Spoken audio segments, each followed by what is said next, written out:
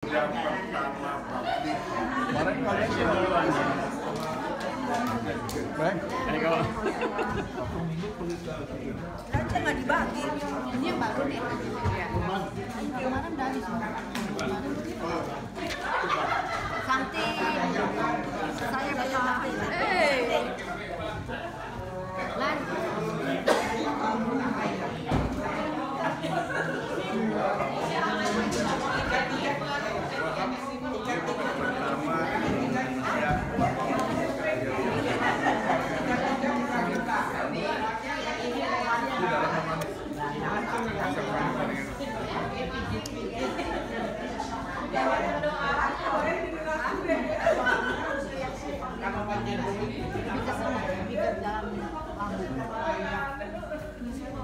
Kali beton.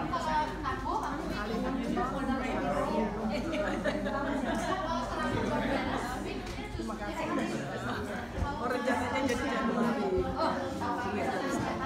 baru datang. Kamu makan lah. Jangan ambil aku lagi makan.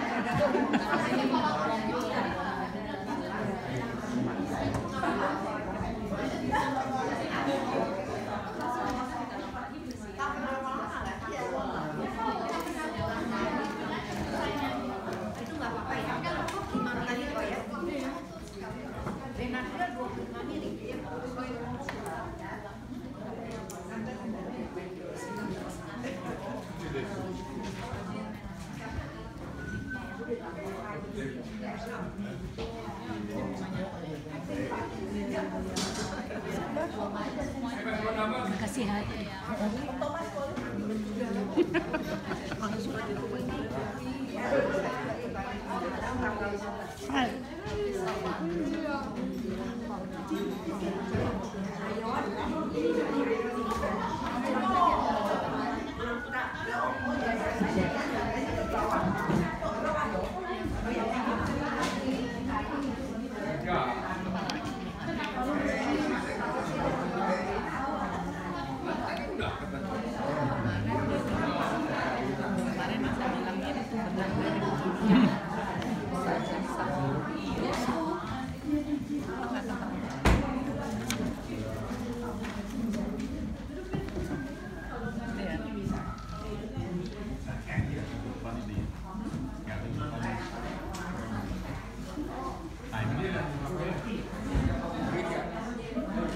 Namanya jalan.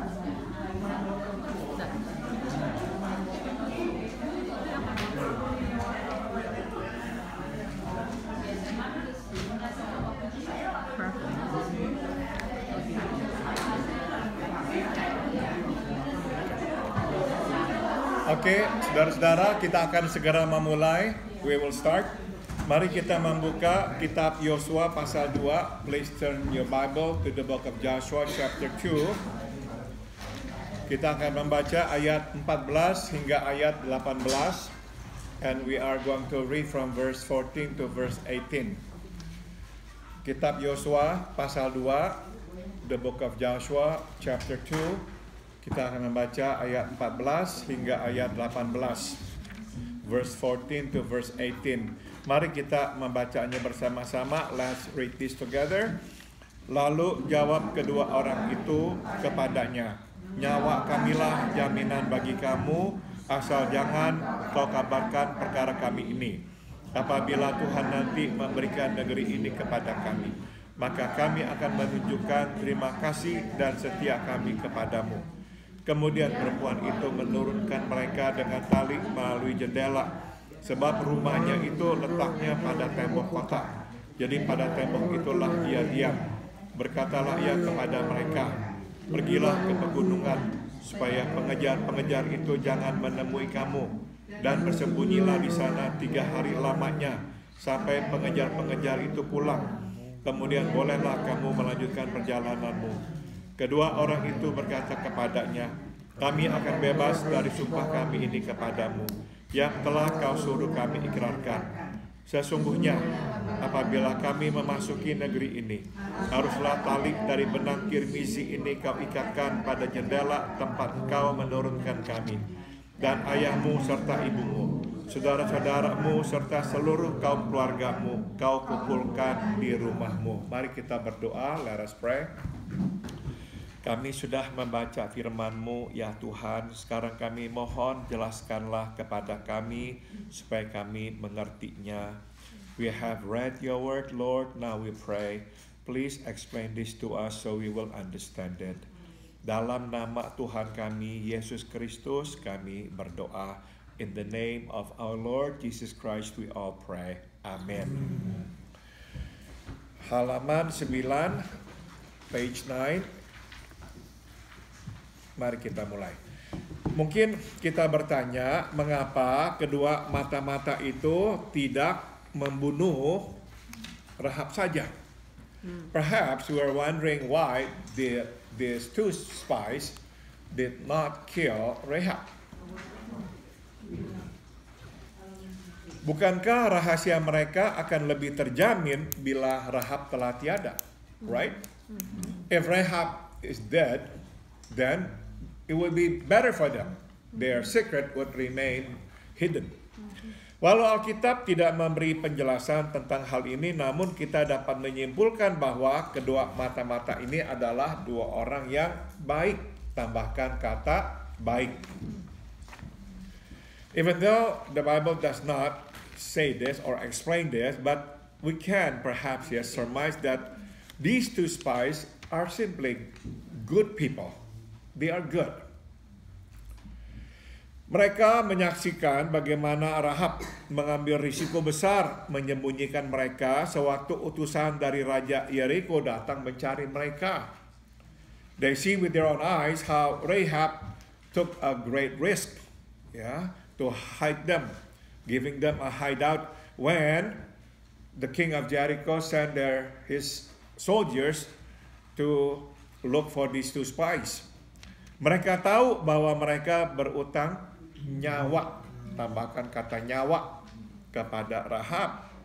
So they know that they owe their lives to Rahab.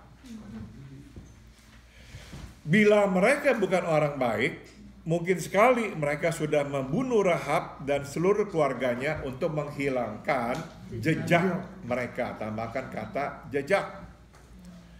You see, if they were not good people, most likely they would have killed Rahab and her whole family, to erase their prince. Itu sebab tatkala Rahab meminta mereka untuk membiarkan dia dan seluruh keluarganya hidup, mereka menyanggupi.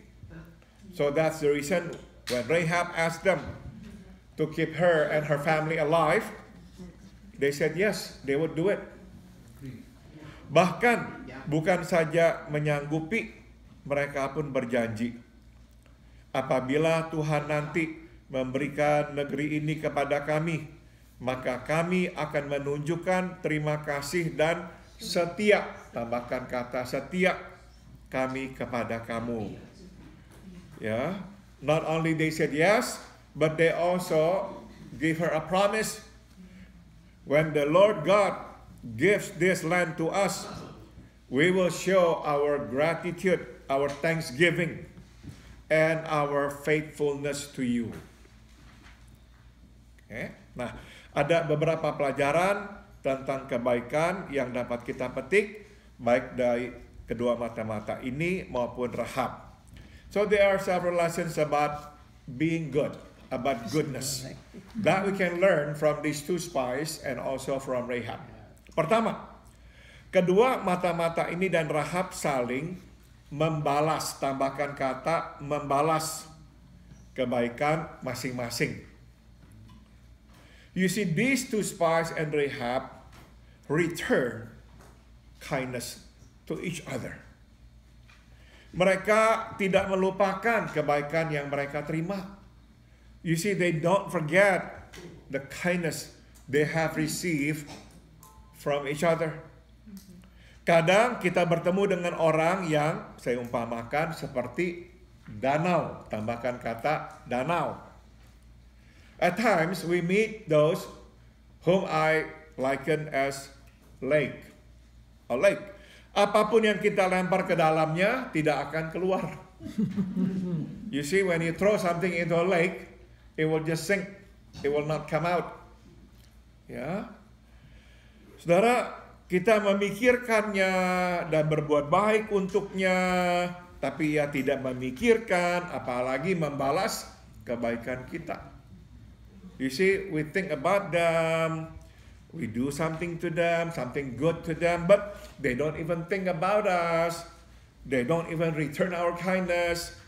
Ada orang yang seperti itu, ya, namanya danau. Yeah, so we have people that we know who are like that. They're like a lake. Sudah tentu bukanlah tujuan kita untuk mendapat imbalan, ya. Namun kenyataan bahwa perbuatan baik kita tenggelam, tambahkan kata tenggelam, dan tidak pernah muncul, menandakan bahwa orang ini hanya sibuk memikirkan diri dan tidak memikirkan orang lain. Of course, our intent to do good to somebody is not to receive kindness or to get the reward. But the fact that all kindness that we have done just sink and never shows up to the surface shows that these people are just busy thinking about themselves. They don't think about others. Satu hal yang perlu kita camkan adalah seperti arang yang mesti terus dikipasi, kebaikan pun mesti dipelihara. Tambahkan kata dipelihara supaya tetap hidup atau menyala, ya. So one thing that we need to keep in mind is that you see, kindness is like charcoal. Yeah, we need to keep fanning it to be on flame. Otherwise, it will die off. Sebaik-baiknya orang, bila kita tidak menanggapi kebaikannya, suatu hari kebaikannya akan berhenti mengalir. Ya, it doesn't matter how good, how kind somebody is. But if we don't respond to his or her kindness, in the end, they will stop.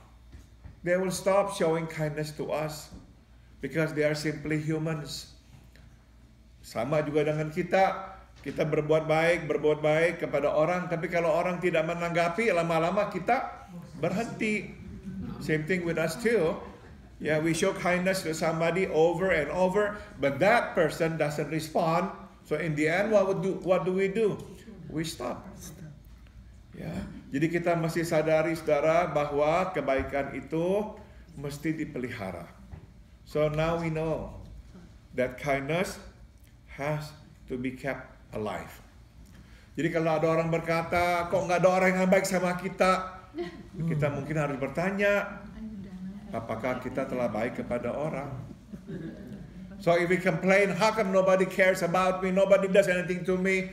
Well, perhaps we should ask us first, what have I done to them? What have I done to them? Ya, jadi ini pelajaran yang pertama, ya. Kedua, baik Rahab maupun kedua mata-mata itu saling percaya, tambahkan kata percaya atas kebaikan masing-masing. The second lesson about kindness or being good that we can learn from these two spies and Rahab is this. Both of them, Rahab and these two spies, trust each other's kindness or motive. They trust each other.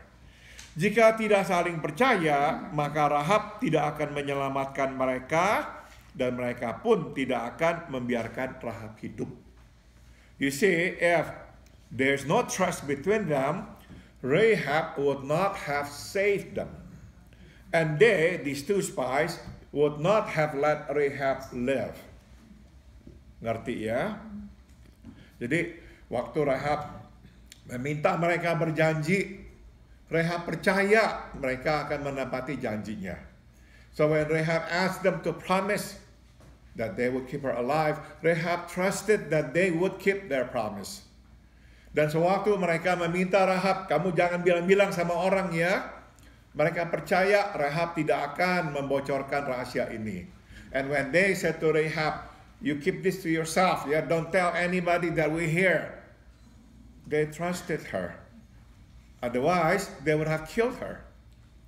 Jadi saudara, dua-dua saling percaya. So you can see here that these two parties trusted each other.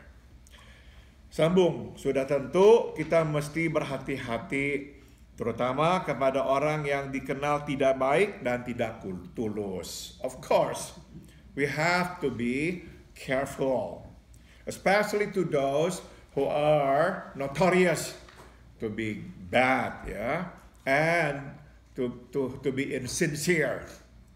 Namun, bila kita tidak mempunyai bukti, seyogyanya lah kita mempercayai kebaikan orang. Jangan sampai belum apa-apa kita sudah mencurigai, tambahkan kata mencurigai kebaikan orang. So if we have no proof that somebody is going to lie to us, cheat on us, well, trust him or her. Trust. Yeah. Do not distrust somebody without any proof. Nah, jadi intinya begini saudara, mulailah relasi di dalam rasa percaya. Ya, so this is what we need to do. Always start with trust. Ya, ini ironinya, sambung ya. Orang yang tidak tulus biasanya menjadi orang yang paling tidak percaya pada kebaikan orang. Tambahkan kata kebaikan. So this is the irony. Those who are insincere, who are mischievous, usually do not trust others' motive, others' kindness. Kenapa? Ia selalu curiga sebab ia beranggapan bahwa orang seperti dirinya, tidak tulus, tidak dapat dipercaya. You see why?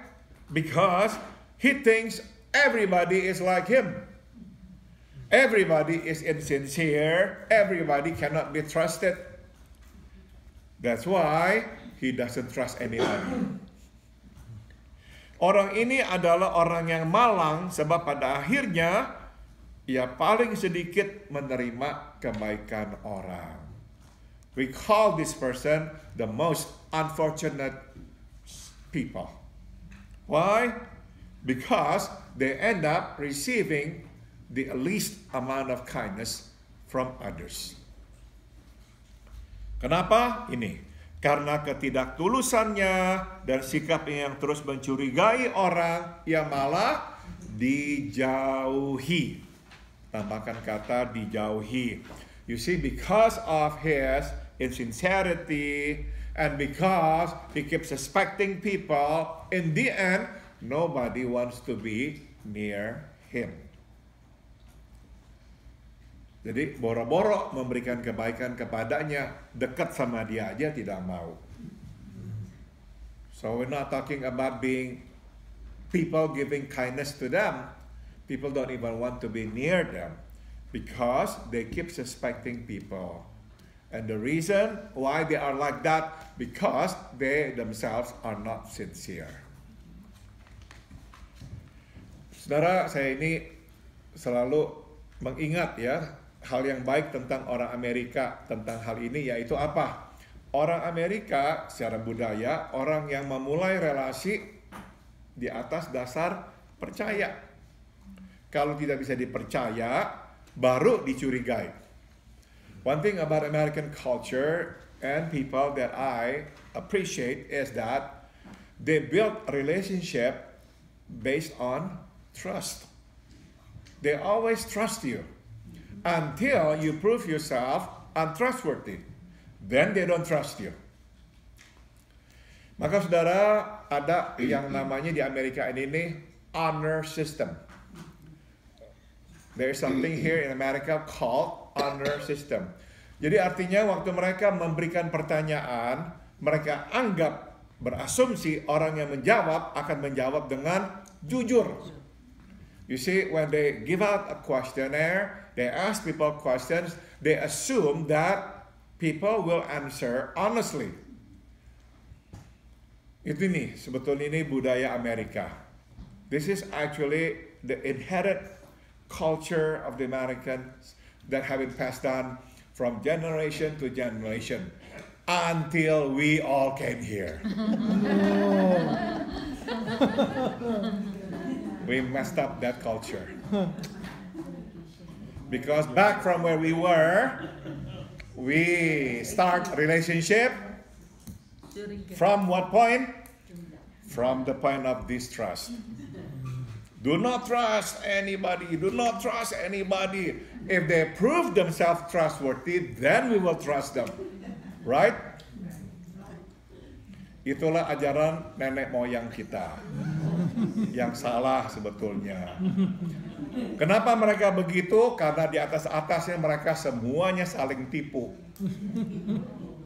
Makanya selalu ajarin anak-anaknya jangan sampai ketipu. Jadi akhirnya itu yang terjadi, saudara-saudara ya, nggak ada orang saling percaya. Tapi ini nih yang baik tentang Amerika. So this is what is good about American cultures. They always build relationship on trust. Until you prove yourself untrustworthy, then they will not trust you. And I think we have to learn from them. Trust people. Trust their motive. Trust their kindness until they prove themselves untrustworthy. Okay? Sambung. Ketiga, baik Rahab maupun kedua mata-mata itu berbuat lebih, tambahkan kata lebih daripada yang diharapkan.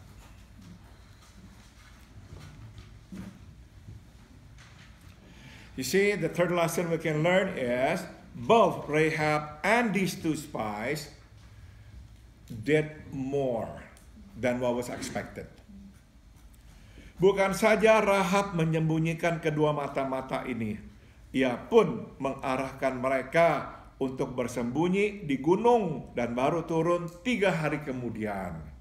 Not only did Rahab hide these two spies, she also directed them to go up to the mountain or to the hills and stay there for 3 days. Then come down after those who chase you are gone. Dan satu lagi, kedua mata-mata ini meminta Rahab mengikatkan seutas tali dari benang merah tua untuk memastikan bahwa tidak akan terjadi kesalahan dalam pertempuran. And these two spies also asked Rahab to tie a scarlet cord from her window to make sure that there would be no error during the upcoming battle. So when the Israelite soldiers see that scarlet cord, they know this is the household that has to be protected. Jadi saudara-saudara, kita melihat dua belah pihak melakukan sesuatu lebih daripada yang diharapkan. So you can see here, both parties did something beyond what was required or asked. Dari sini dapat kita simpulkan bahwa orang yang baik selalu berjalan 1 kilometer ekstra. Tambahkan kata ekstra. So from here we can learn, we can see that those who are good people, always walk an extra mile. Always walk an extra mile. Artinya melakukan lebih daripada yang diminta.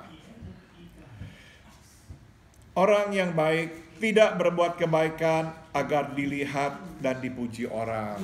You see, those who are good, those who are kind, when they show kindness, they do not do it for the sake of appearance, to be praised by people, to be noticed by others. No. Baginya, kebaikan bukanlah tugas, melainkan kesempatan. Tambahkan kata kesempatan. Untuk menolong atau meringankan beban sesama. To those who are kind, to those who are good, doing something good is not like a job, like a duty. It is an opportunity to help, to lighten the burden of somebody else. Ya, jadi saudara, apakah ada orang yang kurang baik tapi bisa melakukan kebaikan? Ada. Dia akan melihat itu sebagai tugas. So, are there those who are not that good, not that kind, but they show kindness to others? Yes, of course. But they would do it. They would show kindness out of duty. Tapi saudara, orang yang baik akan berbuat baik karena melihat ini sebagai kesempatan untuk menolong atau meringankan beban orang. But those who are good, those who are kind, would show kindness out of opportunity to help somebody, to lessen the burden of somebody. Kesempatan. Dengan kata lain, sewaktu berbuat baik, ia menunjukkan kasih dan kepeduliannya. Simply put, when they do something good, when they show kindness, they show love and care. Simaklah definisi Bishop Robert Barron tentang kasih. Ya, please listen to the definition given by Bishop Robert Barron about love. Memikirkan dan melakukan kebaikan kepada orang demi kebaikannya. Willing the good of the other for the sake of the other. This is a very beautiful definition of love. Willing the good of the other for the sake of the other. Kita pikirkan, kita buat, kita lakukan, kita berikan kebaikan yang memang baik untuknya dan demi kebaikannya. That's what love is. Ini yang Tuhan lakukan kepada kita. And this is what God did and continues to do to us. Apapun yang Dia berikan kepada kita, yang baik untuk kita dan demi kebaikan kita. Whatever it is that God gives to us, it is for our own good and for our sake. Selalu begitu. Ya.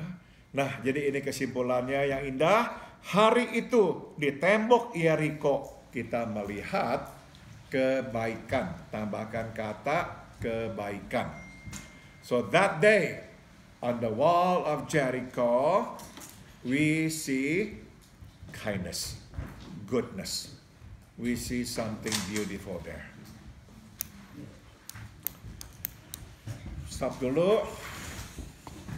Apakah ada pertanyaan? Apakah ada